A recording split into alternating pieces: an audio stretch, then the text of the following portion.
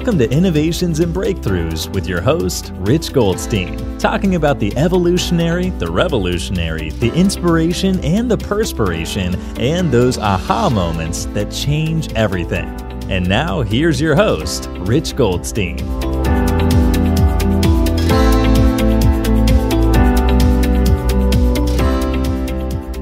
Rich Goldstein here, host of the Innovations and Breakthroughs podcast, where I feature top leaders and the path they took to create change. Past guests include Rick Cesari, James Thompson, and Steve Simonson. This episode is brought to you by my company, Goldstein Patent Law, where we help you to protect your ideas and products. We've advised and obtained patents for thousands of companies over the past 27 years. So if you're a company that has software, a product, or a design you want protected, go to goldsteinpatentlaw.com, where there are amazing free resources for learning about the patent process. And you could email my team at welcome@goldsteinpc.com to explore if it's a match to work together. You could also check out the book I wrote for the American Bar Association that explains in plain English how patents work. It's called the ABA Consumer Guide to Obtaining a Patent. I have with me here today Joe Valley. Joe has built, bought, or sold over half a dozen of his own companies. And over the past 9 years, Joe has helped thousands of entrepreneurs find a path toward their own exit. As a partner in Quiet Light Brokerage, Joe has personally closed nearly $100 million in transactions, and through his team, he's been involved in nearly $500 million in online exits. Joe is the author of the EXITpreneur's Playbook, How to Sell Your Online Business for Top Dollar by Reverse Engineering Your Pathway to Success. So again, it's my pleasure to welcome here today Joe Valley. Welcome, Joe. Good to be here, Rich. Thanks for having me, man. Appreciate it.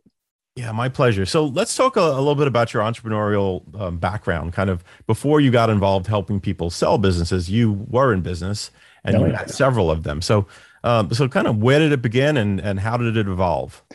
Oh, I don't know. It began when I was a kid, Rich, to be honest with you. I won't go too much into detail of those early days, but I grew up in a little town called Gardner, Maine, and the funnest, most the entrepreneurial job that I liked the most, oddly enough, was simply a worm farm. I used to go out at night with a flashlight when I was 13 years old.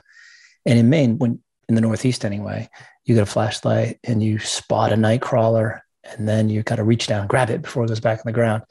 I call it my first muddy grasp on supply and demand. But I used to have a worm farm down in the basement, and my dad was kind enough to let me put a giant sign on the tree out front, worms for sale for the fishermen that came by. But that was the beginning, that along with paper routes and self-employment through college, and then eventually finding my way back to self-employment as an adult. That took a while. I dabbled in a lot of different things, but it took a while after I tried a number of different things and realized I got to get back to what I love, which is entrepreneurship.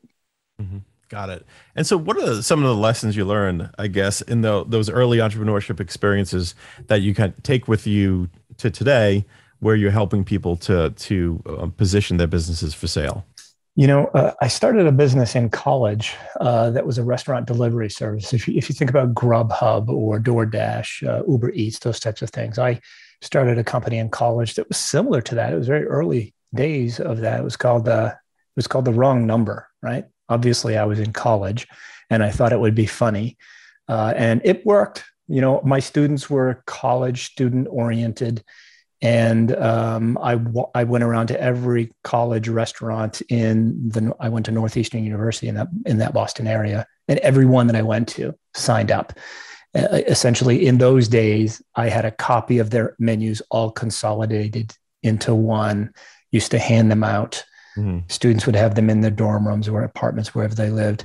They'd call my number, and we thought it was funny. He answered the wrong number, which it wasn't. And then we'd fax their order into the restaurant. My drivers would go pick it up. What I learned from that, Rich, is that if there's a demand for something, if you find a niche, all you have to do is put your head down, work hard, and if you meet that demand, you have a business. That's good. What I also learned, though, was that lifestyle is really, really important.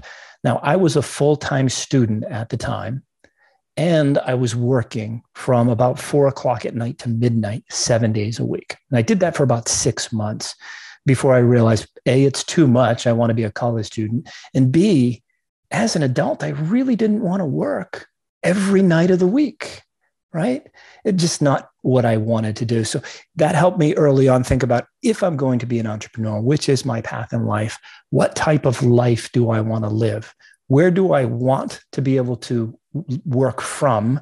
And what kind of hours do I want to work? Do I want to be in a business where it's really heavy around the holidays, or I want to be in the business where it's kind of slow around the holidays and I get to spend more time with my family? A lot of those lessons I took from those early days as an entrepreneur.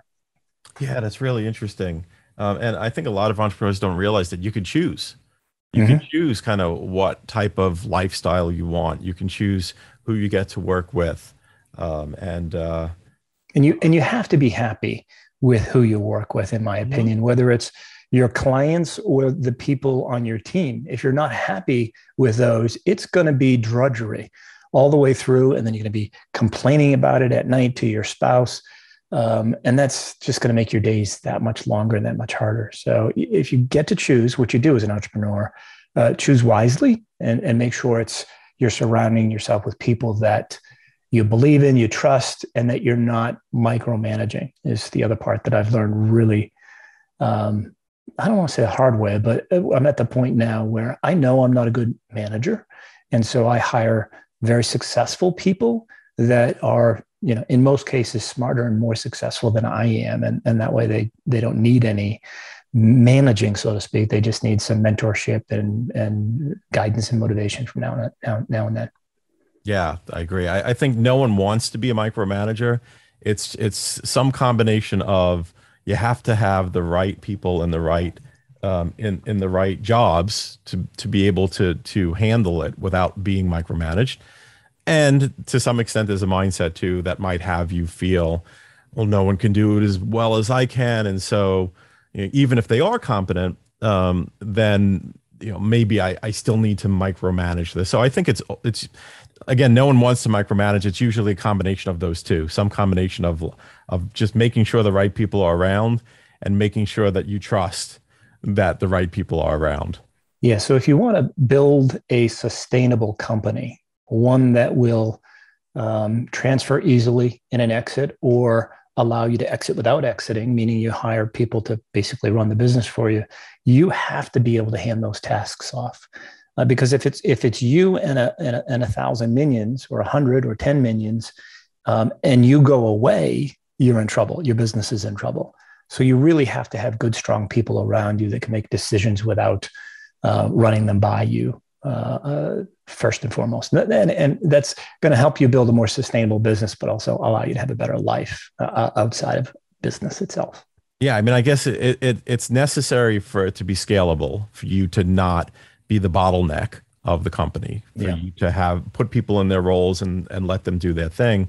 But also for exit, it's necessary for you to exit, for anyone who's acquiring it to see that you are not the thing that's holding everything together, and that it's possible for others to step into the shoes that you're holding and for it to continue on and thrive.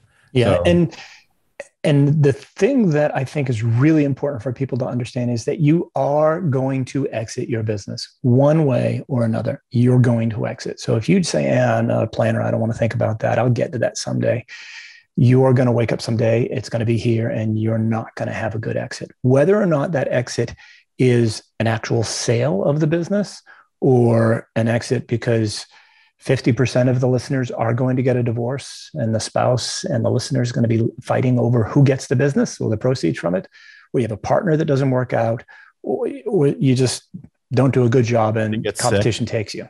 Somebody passes away, one way or another, you have to set yourself up for exit. Because, And there's two scenarios in there, Rich. The best exit is, one is that you run a great business for a great buyer to take over at a great price. And the other is you run a great business for a great manager to take over so you can exit without exiting and still have the proceeds of the business for years to come. That's tough though. You got to get to a certain size for that to happen. Doesn't happen all that often.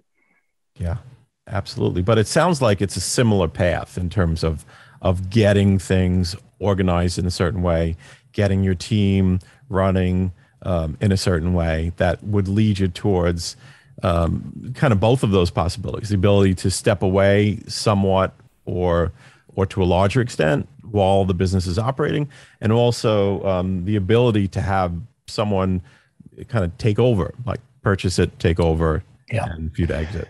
Yeah. And the thing that I've seen over the last decade, talking to thousands and thousands of entrepreneurs like myself, is that there's only a very, very small percentage of them that actually set goals. They just sort of grind it out and think entrepreneurship means running this business and grinding it out day to day without actually any, exit goals. And so there's three things that I'm always shooting for when I talk to somebody, and that's, let's get dollars down. What do you want to exit for? Let's get a date down, and let's get your feelings down. I know that's a little touchy-feely, but dollars, date, and feeling. So I want to sell my business for $5 million in the first quarter of 2024, and I will feel unburdened because I have money in the bank, no debt, and I get to spend more time with my family.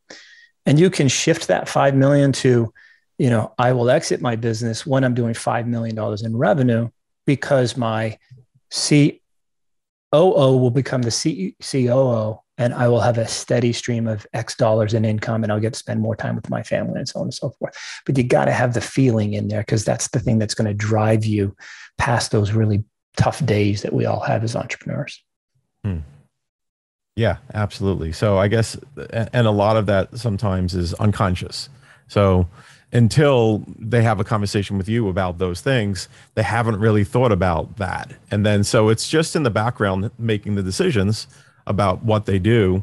But until you bring it out there, it's kind of more unconscious than it is something that they could work towards and make conscious decisions towards. Yeah. And I'm trying real hard to make it a conscious decision. With the FBA aggregators, as we call it, the rise of the aggregators, the thrust, the elevated, the boosted, the perch, those guys, they're reaching out to FBA business owners and say, hey, I love your brand. Great brand. We'd like to buy that. We close in 30 days, all cash, blah, blah, blah. Here's how much we'll pay. First of all, they don't close in 30 days. It's most often not always cash. And they, look for working capital in the terms of a couple of months worth of inventory. But if they catch you at a time when you are trying to get over one of those hurdles, or there's a giant pothole you can't get around, and you're having a really bad week, you may open up conversations to the sale of your business without ever really setting goals to sell your business. And through experience, I know that you're not going to get the best value if that's the approach you take. Because it's like training, Rich. I'm training for a 5K right now. I'm not a runner. The last time I did a 5K, I woke up and decided to run a 5K because my kids were doing it. And I was really proud of myself, because I'm, looking over at my kids at the starting line going, isn't this a proud dad moment, right? We're both dads. Starting going off, my kids were gone. I didn't see them for the rest of the race because they were so far. And these are like 10 and 12-year-olds, and they were gone. That was the first moment of reality that I should have trained for that. The second was about a mile in. I got passed by two women. That's not monumental in itself, but they were both pushing strollers. So very monumental. I didn't train for it. I'm training for this one. And I know my goal is to improve by 15% over my last time. And that last time was like 10 years ago. And the same goes for exits, right? If you don't train for it, you're still going to exit. It's just going to be crappy. You don't know it yet, but it's going to be crappy. And you're going to have, a hard time, just like I did in that 5K. But if you train for it, bit by bit, piece by piece, you will have a better exit someday. You'll have more peace of mind. You'll be more excited when you're running your business, because it's more fun when you have a goal. Yeah, no, absolutely. That makes so much sense. And in terms of training for it, lining things up for it, let's talk about the role of IP in exit, like the role that you've seen IP play in exit scenarios, and then maybe moving into what people can do as they're running their business to set them up best with regard to their IP. There are 4 critical things that buyers look for when they're buying a business. It's risk, growth, transferability, and documentation. Whether or not they know that they're looking at that, they are, right? And as you drill down into a couple of those categories, but risk is the big one where IP is. So if someone has a trademark, a design patent, a utility patent, if they have that, they're more defensible and the risk goes down. The lower the risk, the higher the value. So if you've got two identical revenue and profit businesses, but one has a utility patent, that utility patent business is going to sell for a higher multiple. So if they're both doing $500,000 in discretionary earnings, maybe they're going to sell for, let's say, 4 times, right? But the one that doesn't have the IP might be 3.5, and the one that does have the IP might be 4.5. Who knows? Right. But that's a huge swing if you've got the right IP. Trademarks, honestly, are not that. I don't know. They're not that they don't swing the value bar very much, because it just doesn't matter as much for some people. But the utility and design patents are pretty huge when it comes to IP and boosting value of the business, because it decreases that risk. Yeah, that's very interesting. And with regards to the trademarks, I wonder, does it not necessarily swing the needle too far when you have them? Because it's kind of assumed that you will have them, assume that you own the brand, where like if you don't have the rights to the brand and there's a conflict, a trademark conflict, that could be a deal killer too.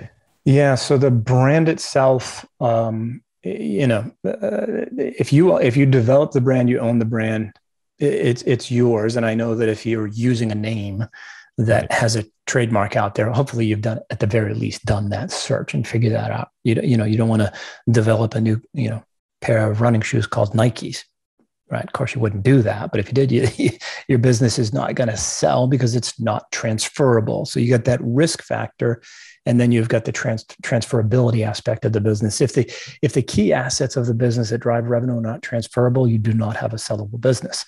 The third piece in that documentation, one of the bullet points under there is, having documentation of trademarks, copyrights, patents, and making sure, again, that those are transferable. Yeah, absolutely. So I guess like having a patent portfolio of good IP that's relevant to the business can, the way you're describing it sounds like it could sway the multiple a bit. It could be a factor in bringing you from a 3.5 to a 4.5 or something along those lines. Yeah, it's going to be more attractive for buyers because it's less risk, and the lower the risk, the higher the value. Okay, great.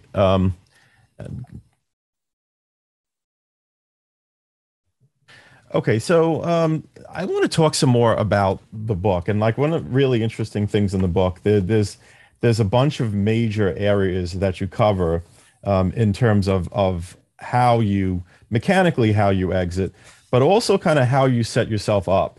Like I like in particular, part 2 of the book, you talk about the value scoreboard, basically kind of the things that will lead toward the value and how you manage those. And and you've got these 4 main pillars, let's say, risk, growth, transferability, and documentation. I just wonder if you could talk just a bit about that and kind of like the highlights of what leads to those 4 factors, or leads to the ascertaining of those factors by someone looking at your business. Yeah. When it comes to the value of a business, 10% of it is math and logic. It's critically important that the math and logic is accurate and black and white, right? But the 90% part is really art. And that's where the risk, the growth, the transferability, and documentation come into play. And also, the owner of the business, it's the mortar that holds those 4 pillars together. In the book, under that chapter, under that section, there's those 4 pillars. Then under each, there's 6 different things to focus on. And I think it's critically important so that as you're growing, and these are the things that affect the value of business really dramatically beyond the numbers. And that's why it's important to get an understanding of these well in advance of the sale. If you wake up and decide to sell the business, like I woke up to decide to run that 5K, you won't have a good experience because of these 4 pillars, unless you're just, just naturally brilliant and naturally, understanding what everybody wants. But you got to focus on those 4 things. The risk we kind of covered. The growth is really, really important when it comes to the overall value for a couple of reasons. Number one, buyers want a business that is growing. They're not looking to buy a business and just make it an ATM machine where they're just taking money out and there's no growth, because they want to do that, but they also want to grow it and then exit it as well. So they also, it's not even just a matter of that the business is growing, that they see opportunities for growth, right? Well, that they yes. see channels that they can open up. Yeah, that's where I talk about, clear paths to growth. So if you think about, growth is one thing. You've got, consistent 20% year over year growth. That's wonderful. That feels good. Buyers can project out how quickly they're going to earn their money back. For instance, the multiples of the businesses are based upon a multiple of discretionary earnings. So if it's a 3-time multiple, a buyer expects to earn their money back in 3 years if growth is 0. But if it's 25% year over year growth, they're going to earn their money back in like 2.2 years because of the growth. And so they'll do that math, and I'll help them and whatnot. And a good advisor will help them do that math, buyers, right? But what you're talking about is, built-in paths to growth. So let's say you've launched, you've got a total of 15 SKUs, but you launched 5 of them in the last 12 months. And those 5 already represent 25% of the total revenues, but they were actually launched in the last 6 months. That's all built-in paths to growth. And all you have to do is wait and let time pass. And those SKUs revenue are going to continue to grow, so that now a year from now, you're going to have 15 highly profitable SKUs instead of 10 plus 5 that are newbies. Built-in paths to growth are really, really important, because it just makes it easier for buyers. They're taking over a business that you built from scratch, and they're initially concerned that they don't have the ability to do it and to run it the way that you're running it. So, having that built-in path to growth, having relationships with manufacturers that will help you expand your SKUs, or, developers on your team that will add new upsells, or writers where you've got a whole slew of articles to be written. All of those things are built-in paths to growth and really instill confidence in buyers more than anything else. And again, confidence instills trust, and trust means they're willing to pay more for your business. So that built-in path to growth is really important.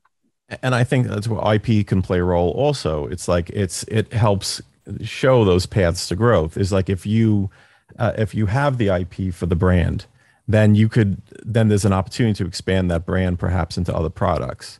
Or if you have the patent for the technology of what you're doing, then that justifies expanding into other channels where other people can't easily enter those channels without the IP that you own.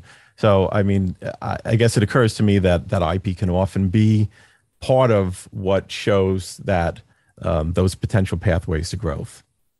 Yeah, and the IP takes time, right? So you've got to run a business that you're not going to flip in 24 months. You can get it sooner in many cases, but running the business with the right mindset in place, I think, is really, really critical. That's the mindset, again, that you are going to exit at some point, either to someone else or, let somebody run it and you're going to move on to your next adventure. Entrepreneurs do that. They get bored. We want to move on. We can't focus on one thing for too long. So, 3 to 5 years, maybe 7 if you're lucky. And then you need to move on to your next adventure. And that's either through a sale or somebody else running your show. Now, let me ask you about a certain notion here that, a lot of times when I'm counseling clients about IP, there are various reasons and pathways which it could help the value of the business. But one thing that's kind of like a soft benefit of it that always occurs to me is that if you dot the I's and cross the T's with regards to your IP, it shows someone who's evaluating your business doesn't know you. It shows that you're the type of person that dots the I's and crosses the T's, which then probably cuts across other areas of your business in terms of like how well you've organized and been running things. Does that kind of think that enters into the equation a bit? 100% of the time, right? Because you're running the business not with how much money you're going to put in your pocket in mind solely, right? You're running it to build a great business, and you're mature and you're taking care of it so that you can exit either, again, to a manager or to somebody else. And when you do things like dotting the I's, crossing the T's, it instills confidence and trust. I'm not going to stroke a check for $1 million or 2 or 3 for to buy your business if I don't like or trust you. Right. So likability is something you have to play in there, but you've got to be trustworthy. Otherwise, somebody's not going to buy your business. And you can do that with great documentation. Which is a great segue to what you call the fifth pillar that isn't in your book. And I just love this phrase. It's, if you want to be a great exitpreneur, start by being a good human being. Yeah. Look, when I was younger, Rich, all I wanted to do as an entrepreneur was make money, right? That's all I cared about. You get to see some gray on my chin. I'm actually, I've got some years under my belt and I've had some success. And now I understand that if I run a great business with the customer in mind more than anything else, if I can help them as much as possible, well, guess what? I am actually going to make great money. So be a good human and take care of the people that are, critical to your business. First, the customers and the employees, and it will come around to help you build a better business and exit at a great value. Not just for you, though. And that's where the good human part comes in. You're not just building this to flip it. You're building this to give it to somebody else that can take it to the next level. You've got to understand who you are. Can you go from 0 to 5 million, but that 5 to 20 million is just not in your wheelhouse? Then that. Get to know who you are. Run that great business to 5 million, and then sell it to somebody that's a good person that wants to make a great investment and run it to 20 million. Maybe they're going to say, I can only get it to 20, and they're going to sell it to somebody that can do 100. But be a good person. None of this is not Wall Street negotiations during these things. It's, as I said, a lot of it's math and logic and trust. People are in the online world, they're buying businesses from people that are on the other side of the world or the other side of the country, and they meet them on a Zoom call and they look at the data before sitting across with them at a table. And that trust, being a good person, is critical. Don't be posting divisive stuff, let's say, on social media, because your buyer is going to look, they're going to find it, or their spouse is going to look and find it, because it's a big investment and they're going to dig deep on you. And if you're saying stupid stuff, you need to put it down. You need to delete it and just be a good person all around to everybody. I think that's awesome advice. And I think, ultimately the decision to buy the business gets made on the data, but in order for the actual action of buying the business to take place, there has to be a good feeling. Like, you have to feel right about it. You have to feel good about it. And then the data justifies kind of that this is the right move. So, I guess the having a good feeling about it has to be there. And as a person selling your business, you need to support that by being a good person, doing the right thing, and making sure that they have a good feeling about you. Yeah, these are personal decisions by the buyers for the most case. Even if it's an aggregator, the people that are buying the businesses, in the umbrella of the aggregator, are human beings. They are incentivized by buying good businesses, good transactions. If they don't feel good about you and there's something off, if your data is not right, if you got a little gray on the ad backs or a lot gray, they're going to pull back and they're going to negotiate hard, or they're going to walk away. So if you do the right thing for yourself and your future buyer, you're going to get a better value for the business. No question about it. Awesome. I love it. And I love the advice you have in this book. If people want to learn more about you and get in touch with you, how do they go about doing so? And make sure you let us know too, how we can get a hold of the book or find out more about this. Sure. You can always look me up on LinkedIn, connect with me there. It's Joe Valley, or go to EXITpreneur.io. There's some free chapters that we give away. I'm never going to make any money on book sales, Rich. This isn't what it's about. It's education and helping lots of people, as many as I can, whether they want to work with my team over at Quiet Light or sell their business on their own or work with their favorite advisor. The information in the book will help. So chapter 11, free to download. It's all about the ad backs and how to calculate sellers' discretionary earnings. Critical piece if you're selling to anybody on your own.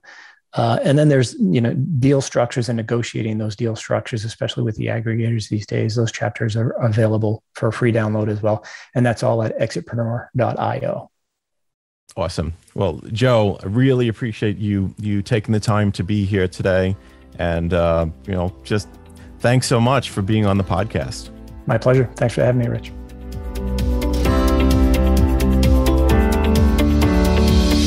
Thanks for listening to Innovations and Breakthroughs with your host, Rich Goldstein. Be sure to click subscribe, check us out on the web at innovationsandbreakthroughs.com, and we'll see you next time.